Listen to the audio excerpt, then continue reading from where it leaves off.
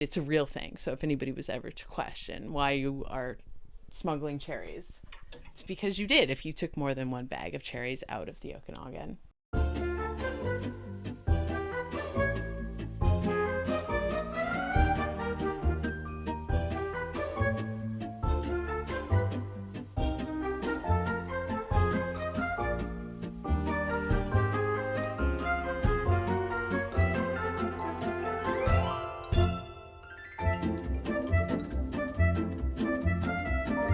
Welcome back to the podcast, Creative X Community. We are here today in Naramata Village at the end of the road, just past Penticton, in a village of 2,000 people in a tiny but amazing little shop called Gam Gam's Cottage. And I'm here with the accomplished graphic designer and shopkeeper now, Blaine Gerlach. Thanks for having me and welcome to the show. Thank you so much for asking me. It's very cool to be able to do this and share what Gam Gam's is. I don't even know how to explain this place, but maybe that is a good place to start. You can tell me a little bit about where we are, how you have ended up in Naramata, and what is Gam Gam's. So Gam Gam's, the idea behind it was just creating Okanagan and Naramata themed merchandise that I think spoke to locals. Like, I know everybody leans into, it must be tourist things, but I wanted stuff that really represented the Okanagan as a broader sense. I think a ton of businesses here have done really well when it comes to the alcohol side of things. Like, there's tons of merch for that. But when it comes to like the everyday and telling the story of the people that have been here and the different businesses that have helped shape what it is, I thought there was a gap, and it felt like I really wanted to create something that was playful and explored those stories in a quirky kind of way. I mean, I think that this is a bold venture in the smallest way possible. Yeah.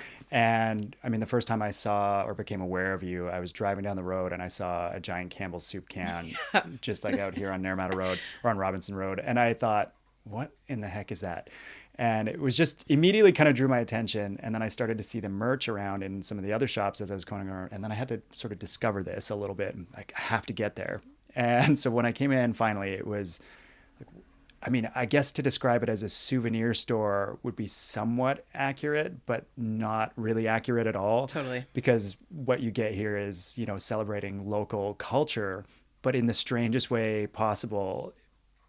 And they are, yes, souvenirs to some degree, but it's so much more than that. So what gave you the kind of idea to open a shop like this and the just with the specific kind of Naramata stories on merch? Yeah.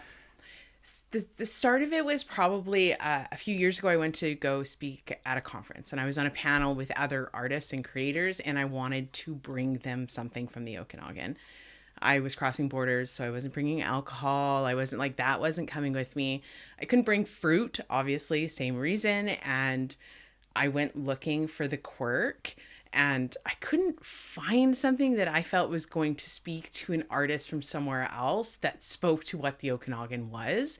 And I was like, this is weird, because I feel like there's tons of artists here. There's tons of creative, and yes, there was beautiful landscapes but it wasn't, I wanted the quirk. I wanted the little bit different. I didn't want, I don't know.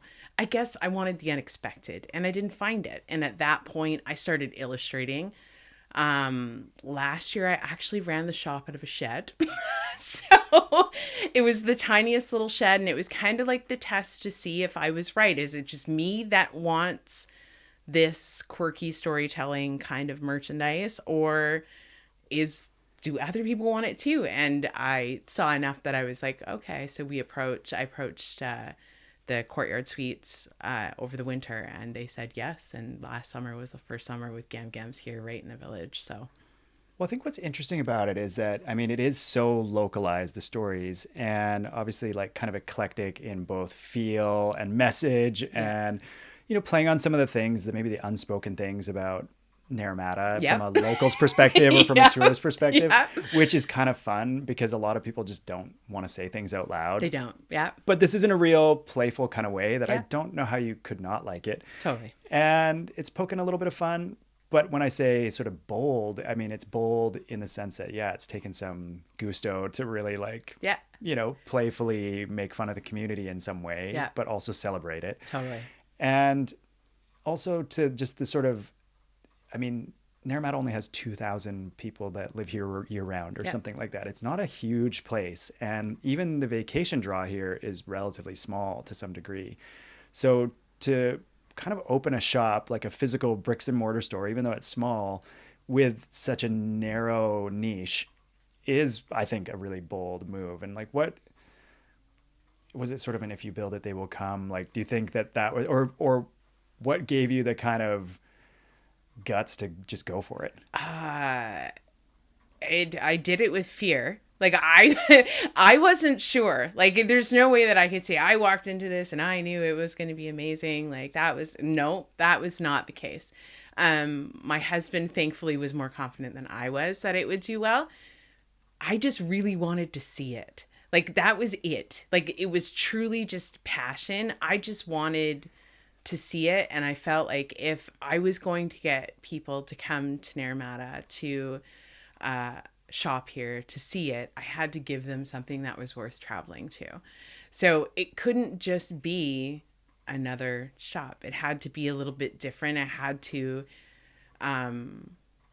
sit on that edge, I had to say what other people weren't necessarily willing to say, which is always I just love honesty. And that's what I have found in the pieces that really resonate with people are the ones that are very real, right? They are true to the community and some of the stories. And not all of the Okanagan stories are shiny and wonderful. Some of them are less wonderful. And some of the things are awkward but true as well, right? I mean, I'm looking at that before my coffin era toque, and I just think there are a lot of older people that move here, and this has been something that's been whispered about for years, is this sort of newlywed and nearly dead situation. And that's changed obviously over the years, and more and more young people are coming here, and young is a relative term as well. But, when I moved here, it certainly was why would you move there? It's only got senior citizens, bless their hearts, right? Yeah. But it is, you never would have seen that on a toque in the normal souvenir shop, right? 100%. Yeah. So I guess, what's the reception from clientele when they come in here? So you've been open for the summer now, and people come in and are they just totally weirded out? Are they loving it, or do they turn and run, or what? I get all of them. So there's people that come in and they're so shocked, and they're like, what? This is so cool. And they love it. And that's fabulous. And I love that. I love that this space, that people respond to it that way. And I get to see it. If it was online, I miss that, right? I don't get to see that interaction of people with my art, which is the point. That's the goal. That's what I want. And then there's the people that I haven't had anybody. Oh no, I've had people come in and they're like, people buy this? And I'm like, absolutely. I've had other people come in and tell me that the signage is terrible and nobody even knows it's there and nobody can find it, and they weren't even sure what it was. And I was like, okay. And I was like, but you're here, so you must have found it somehow. You managed your way, which was kind of the, okay. It worked well enough, I guess. So, there's, lots of unsolicited feedback. People do expect, with me being in a motel, that I'm a little bit more of a standard motel shop that you would expect, sundries, some razor blades. And so they can be quite surprised. Lots of people think this is the check-in counter, which is totally fine. I love that. And they're always surprised when they come in the shop. They're like, oh, I thought this is where we checked in. Oh man, I think you need to do, because I saw, over here, there's the motel, typical old-fashioned motel keychain. Yeah. You should just have a key to a room that goes nowhere, filled with candy or weird things, or just weird ornaments or something. Yeah. And then just be like, okay, here you go. Totally. Your room's just over there. Just let me know what you think. And then just as a joke, I don't know if people have that level of sense of humor when they're traveling. It depends. The younger people do, but there's, not all travelers are created equal. So I feel like, even myself could go two ways on that one, depending on where. Like 90% of the time, I think I would find that funny. And then but other... if you've had a really long travel day, because, some travel days are horrendous and things happen and flight delays and everything else that comes. Yeah, it would depend on the day, I guess. I mean, if they cork up the rest of the motel, then maybe people would expect that level of treatment. It'd be almost like going to the Elbow Room in Vancouver or something where they just make fun of you nonstop, or something. Yeah. Be a different kind of experience. I don't know if it works in this economy. People are a little sensitive. They are, yeah. Backing it up a little bit, you mentioned not online. And I think that's when I said bold as well. I mean, that's another part of what I think makes this place so unique is that you don't sell online. There's no online store. You really have to make your way to the end of the road here to buy anything. Yeah, I think the shopping is the experience. And I think buying the items without the shop is a bit of a loss. And I don't think that customer ends up with the same experience. And I know that not everybody loves that because online shopping is easy. And I've had lots of people reach out and send me emails and please, like, I used to live in the Okanagan and I'd really like it. And I'm like, you got to send somebody in to get it for you. Like, I'm really sorry. And I know and I actually do genuinely feel bad when I know somebody just really wants the piece and I get it. But I never built it for that. Like, that was never the goal. The goal was to create something that people want to go to and something to have that made them happy. Like, there's nothing in here. Nothing is that serious. It's just not that serious. Like, that's quite literally the motto of everything here. It's not that serious. So, and if you're missing out on attending the shop or one of our events, because like I've built some pretty unique booths for pop-ups and, that's just it. Like, it's just the way. I just want to keep it small and keep it that part of the experience of buying Gams. I think that's wonderful. And I think, we live in a very fleeting and transactional kind of society at the moment where everything's available for your instant gratification. And there is something a little magic about having to work for something. And I think about the things that I bring back from a trip, for example. My daughter the other day was looking for something to bring to school for show and tell because it had to be some kind of memory. Yeah. And I always think of our vacations together or travels together for memories. And we obviously have a lot of photos given my occupation, but we didn't have a lot of trinkets and things. And I think that's because most of the stuff that you can get is kind of Yep. Like, it's just sort of like, oh, here's a fridge magnet or something or whatever. And totally. And unless it's unique or interesting, then it's not really worth bringing back. And so there's a lot of disposable junk that just ends up somewhere. And I mean, it's not to say we don't have anything like that, but typically we'll buy maybe like a shirt if it's kind of interesting or quirky. Yep. Like, we went to Santa Cruz and that logo, the Santa Cruz Skateboard Company logo, is everywhere. Yep. It's a big part of the town's identity now too, because it's been so successful in that kind of counterculture of skateboarding. But when you're in Santa Cruz, you can buy, even at the boardwalk stores, you can buy like a version of that Santa Cruz logo on a hat or a beanie, I guess you call it in America, or a sweater that is unique to the town. Like, you can't buy it in a store in Los Angeles or in Vancouver. You have to get it there, and it'll be like with their unique, like the boardwalk roller coaster on it or some weird Santa Cruz quirkism that's like local on there, which I thought was kind of a clever manipulation of like a really famous brand from a town. And I think that here you've created that sense that you like have to get it from here. And so the things that I want to bring back from a trip are going to be something like that, like a coffee mug that says something weird on it, or that has a really, like, I have not even my favorite mug, but one of my favorite mugs for a different reason is the adventure I went to get it. Yeah. Totally. Coffee wasn't even that great, but just like I trudged with my partner like through this, tall grass and across a couple train tracks. Like, I felt like I was in Stand By Me to get this mug. Totally. The journey to get there becomes part of the story of acquiring the item. And then because of that, it sits on your shelf in your cupboard forever amongst your other great travel mugs that you bought or whatever that are mementos. And so when I have my coffee in the morning, that's like a memory for me or whatever. And I like stuff like that that's unique. I don't want to bring back something generic or something that has no meaning. And I don't know. I think that this really signifies that. And Naramata does take a lot of work to get to. Yeah, you have to want to. Like, I did a Naramata shirt this year, and it was by choice, not by chance. And that is Naramata through and through. Like, you have to choose to go to Naramata. Nobody happens upon Naramata. It is the destination. You know, it's not, unless they're perhaps, I guess, going up to Shoot Lake, but like, you don't, so many people think Naramata, that I found anyways, stops at the wineries. They don't actually know the villages here, which is always a little bit funny for me, but I'm like, no, there's like a village. I keep saying end of the road, which doesn't sound very appealing, but you can't drive through Naramata, No, really. I mean, you could, I guess, but it'd be very hard. The average person is not passing through Naramata. No. This is not somewhere you're just like, oh, this looks cute, let's stop here. Yeah. You're right. You have to end up here. You have to end intentionally. Up here. Yeah, you're looking Either for that it. or you're totally lost. Absolutely lost. Yeah. 100%. Which could be the best place to find yourself lost in. It would be quite cool to stumble upon it if you just happened upon it. Yeah. If you know of anybody's like grandparents that met that way because they just ended up randomly lost in Naramata, you need to get a hold of them. Yeah, absolutely. We need to find that. I feel like maybe it exists. But, you know, back in the days, like my father-in-law, he would tell me stories. They used to come out here and car race. So they would race a lot coming out to Naramata. He's like, I spent tons of time in Naramata as a teenager from Kelowna. They lived in Kelowna.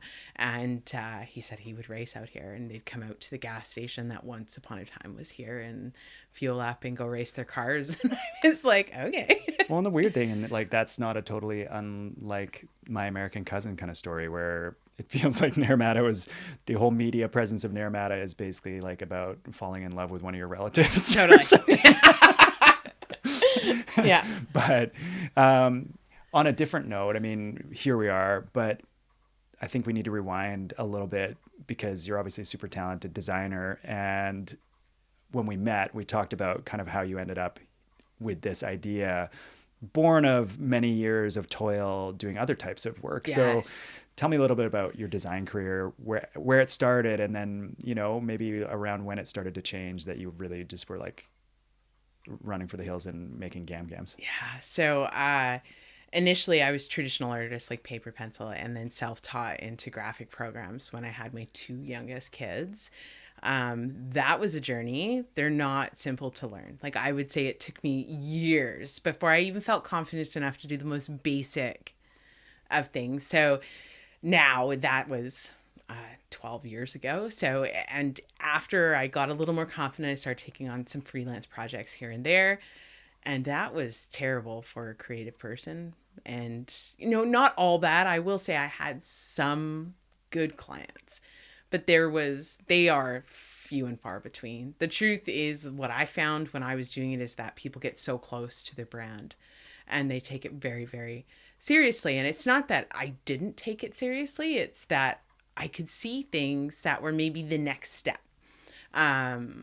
Not repeating, you know, like adding a creative sense to it. And that didn't usually go over well. I had instances where I would look at what they had. They didn't have, I'll take one particular example. I asked if the company had a branding package, and they said, nope, no branding package. And I said, okay, well, I'm just going to have a look around. Like, we're going with the same kind of idea. You want me to create in the same style that nothing's changing. They're like, yeah. I'm like, okay, cool. So I go through everything and I get a feeling for what the voice of that brand was, and replicated it, and I would submitted it, and everything was, nope, that's wrong. No, don't. And that happens. That's fine. But I was like, it's very similar to what we've done. So just perhaps some more direction. I thought we wanted to kind of stay on this lane. And they're like, no, the fonts are wrong. This is wrong. I'm like, okay, no problem. Adjusted. Eventually I did receive the branding package that did indeed exist. And the fonts I had been using were in the branding package. So, you know, that was a lot of my experience with doing freelance work, because it's just a little, they're a little too close. I think it's the only thing I can, and truthfully, maybe the same is true for me with Gams because I'm so close to it, right? Like, maybe that's just the problem with freelance for small business. But it wasn't filling that creative niche for me. And no matter how much I tried to suggest maybe, hey, this could be really cool, even if I did it as an aside to add to what I was submitting, it almost never was. And I was like, this isn't filling that creative. I want to have fun. Well, it's one of the great ironies of the creative field, whatever it is that you do. And I've felt this in my line of work as well, which is sort of runs parallel to your world. Yeah. You know, you feel like the only path in the creative careers is to do client work or advertising related work. That's sort of where the money is initially. And that is typically where most people start, I think, because that's how you start paying your bills. Yep. But what is meant to become this creative journey and create, like, for you to express your creativity quickly becomes sort of like a cage that you're stuck in, where you're servicing the needs of clients and their ideas. And so what is meant to be creative is actually becomes less and less creative over time. And some of the most creative jobs that I got felt the most constricting because of the limitations placed on me by the lack of objectivity that the clients had, or the lack of distance. And, you know, especially in this area where you have wineries as an interesting business model. And I haven't done my career has been split between local and not local, but around here I've done a lot of work with wineries, and the owners are typically people that have been very successful in some other avenue of their life and now have taken on this side project of owning a winery, or even if it's like their 2.0, like the next version business that they're running, they want to run a winery, which is very maybe different than working for like an oil refinery or a bank or whatever, you know, whatever it might be. And I'm not saying anyone in particular, but just generally speaking, the lack of objectivity when something is so close to you, like you said, it creates a lot of unknown sort of hurdles in the creative process. Yes. And lack of objectivity creates like we want you to be super creative, but only if it fits into this narrow vision of what I had somewhere in a dream once. And I'm going to forget to tell you about the dream. You just need to know it. So, you need to use ESP to figure this out. Yeah, it can be very difficult to navigate as a creative person because you become increasingly more frustrated in the lack of creativity and the lack of freedom. Yeah. And I think we get into these careers, one, for the creative sort of satisfaction and the process and that journey, and then also the satisfaction in making something. And yeah, it's sort of like a runner's high for creative people where you create something and it's like, oh, that was great. But the nature of commercial work is quite different. And I think that is not always understood when you start down this path. So when you can create an outlet for yourself, and I mean, I admire what you've done here for so many reasons, but I think that this is the creative dream, to be in like a 20 by 10 shoebox full of weird designy things that you just made yourself for no reason, really. Yeah. And for your own amusement, and hopefully other people will like them too. Yes, that's exactly it. And that was, and like, obviously it takes time to get there, right? Like I had to do, unfortunately, the other stuff to financially be able to get to the point where I could do it. And there's no question that I have a bit of a unique situation being here in Naramata, having incredible landlords that just want to see it happen. They want to do it, right? So there's no way that it's just me. A husband who says, it's okay if you don't make money this year, because you probably won't, right? Like there's tons of costs that come with doing it. And as much as I'd like to say, oh yeah, it's a dream, it's hard. Like you have to make it work. You have to find the way. And all of those years of freelance work and producing so many things that I did gave me the abilities that I have now. I know where to go to get a reliable thing made by somebody at the best price that I could possibly get it, or in quantities that work for me here. That all that experience led to me being able to do this, right? So, and be able to take the risk and the chance to just make stuff that's not that serious. Like just. That's actually an interesting point too. So the quality of the merchandise here is also very good. So we're not talking just sort of cheaply made things that you ordered from like a white label provider overseas necessarily, right? Like it's a carefully sort of selected bunch of things that you've put your designs on. And I think that shows. And also the price shows it too, which could be a bit of a deflection point for customers if they were expecting to just get something cheap. But I think the pricing is reasonable for what it is, right? It's had a lot of love and soul put in, and you can't just go get it online or get it down the street. So people either are going to understand that or not. But I think, like, where do you feel like consumers are at in terms of like quality goods? Because you see this a lot in the world right now. It's like there's this huge chasm between like the sort of everyday, like affordable or not affordable, but just kind of commodity based stuff. Yeah. And then there's like these sort of more eclectic brands that now sometimes well-known brands even that are charging a fortune for like a hoodie or something like that. Yeah. So not everybody's going to know what they are looking at when they come to the shop. So there is a balance that as the maker that I have to find to keep the price in check, as well as giving something worth owning, right? So like I have to find that balance, because if I go and pick the fanciest, most expensive, not everybody picks up on that. Some people do, but they are the exception, not the rule.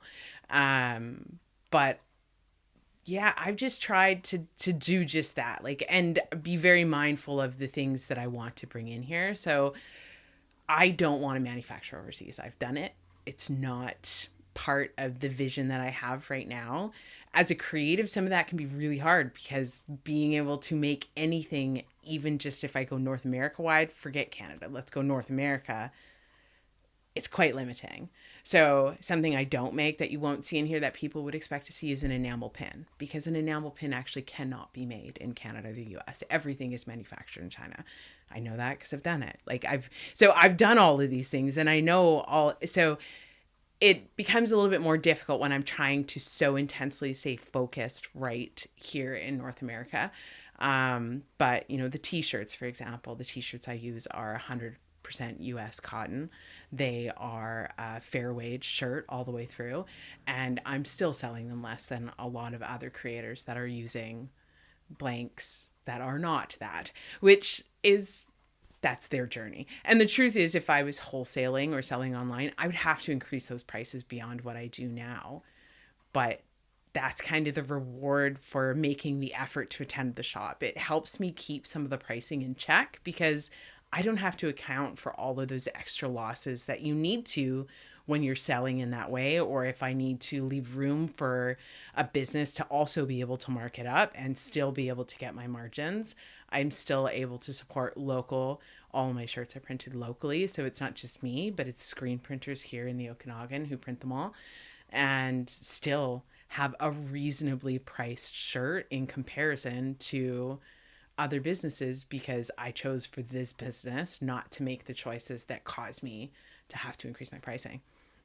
So again, yeah, bold move, I think. And bravo, because that takes guts. I mean, it's not easy to go out on a limb like that, and you're right, because not all consumers understand or care, unfortunately. But I mean, we're starting to see in the world more and more, does take some bold moves to stand up for what you believe in, and that can be something as simple and as complicated as making merch, right? Yeah. And I used to work in white label procurement in the bike industry for both like hard goods and also soft goods, and yeah, I'm well aware of the complexities of that whole arrangement, everything from shipping and lead times to the actual quality of the goods and the other associated issues that might come with the manufacturing process, right? Totally. Which is endless.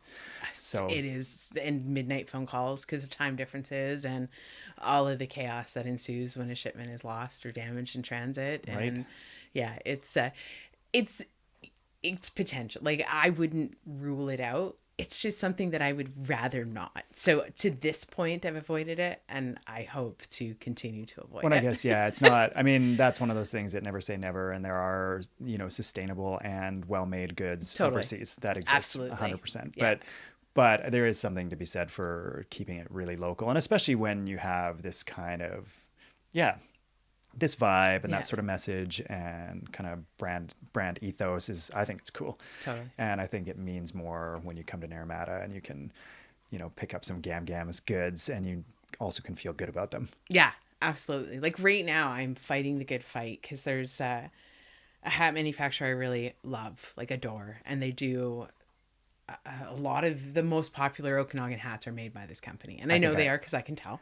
I know which one you're talking about. So, and it's like, I want to use them, but it's a Chinese company, right? Like they're manufactured entirely in China. And I don't have anything bad to, like, I don't have an issue with it, but I just struggle. Like at the end of the day, I'm like, why? Because if I put it on North American or locally made products, I think they probably will sell just as well. It also gives you a point of differentiation though, because if everybody, like you said, everybody uses that company. Yep. And so it's the most commonly available. I can see it from a mile away. Yep. It doesn't matter what brand it is. Nope. I can look, I know the styles. I know who's making I'm well it. aware. And to me, so everyone's wearing the same hat. Yep. Basically. Right. Yeah. And so that gives you I mean, yes, the design is different, but now you're just about like that word or the graphic or the logo or whatever. And, what I love about like some of these is it's not really about the brand.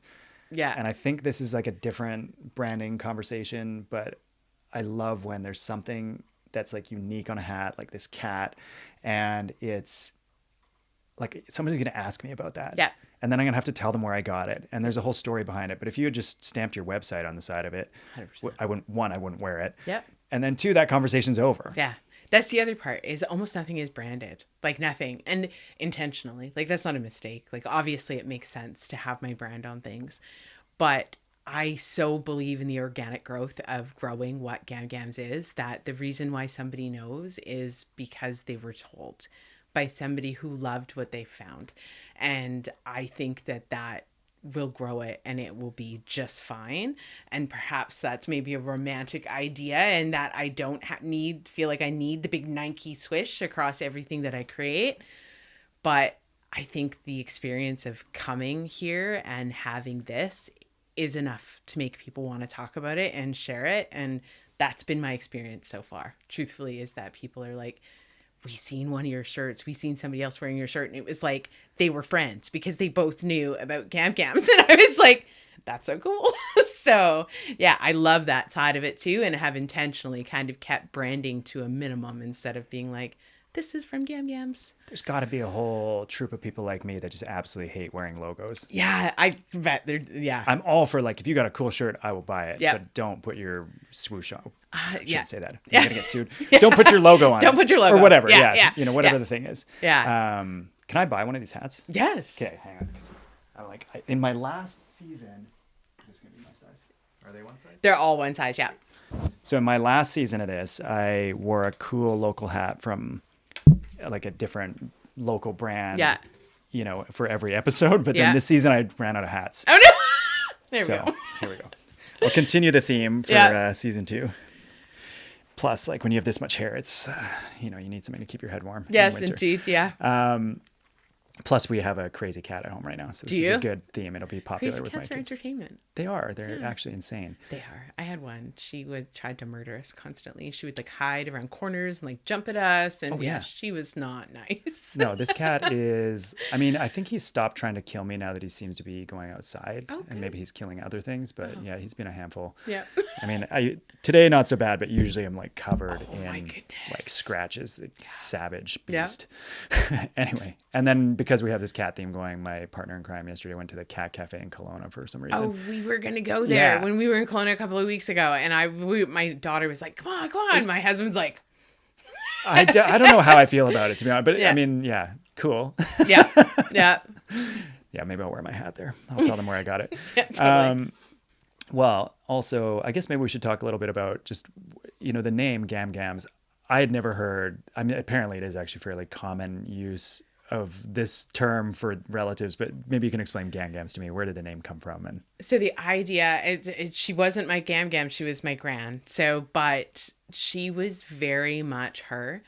And this very much feels like the whole concept of like not doing online and, saying no to people as a business, that is, and which is crazy because we all tell each other, like, say no. You have to protect yourself. But when a business says no, that's a very different it's not felt about the same way as when a human being sets boundaries, right? That's applauded. Businesses should be. So the whole concept feels almost rebellious in a way, not doing the wholesale, not doing online sales.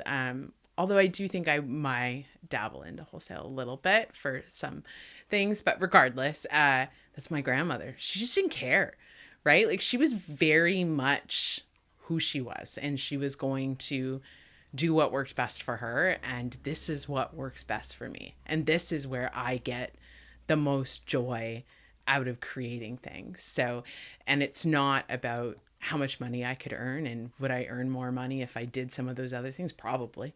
Like, yeah, for sure. But that ain't it. Like, that's never been the goal of this. I want to create things. I want the connection with people and the stuff. I want to be part of that connection. Like, there's stories behind so many of the pieces that I create, and lots of people know the stories, but sometimes when people come in, they don't know the stories. And being able to share the stories of the history that connect to each of those pieces is very cool. So I just designed a piece that is Rattlesnake Island. I don't know if you're familiar with the story of Rattlesnake Island. Maybe for those that are not, you can give us a little. Yeah, so it was purchased by a man in, I believe it was the 70s when Eddie Haymore bought it. So he bought the island, and he was going to open like a tourist attraction theme park on it. And I'm trying to say the story without sharing opinions, I guess, right? But ultimately, there was a local guy who didn't want to see it happen, and he kind of made it his mission to ensure that it didn't happen. And with that, the government ended up taking the island away from him.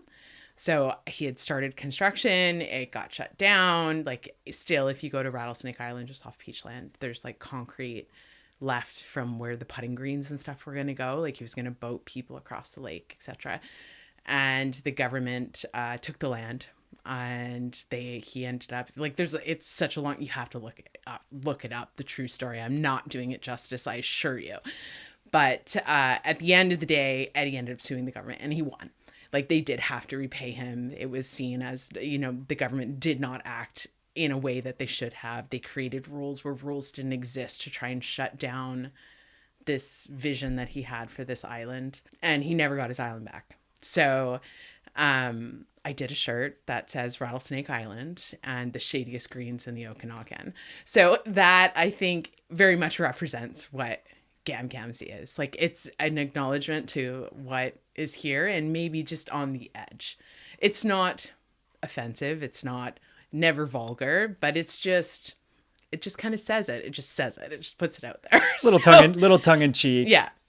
A little playful while still saying exactly what it is. So I like it.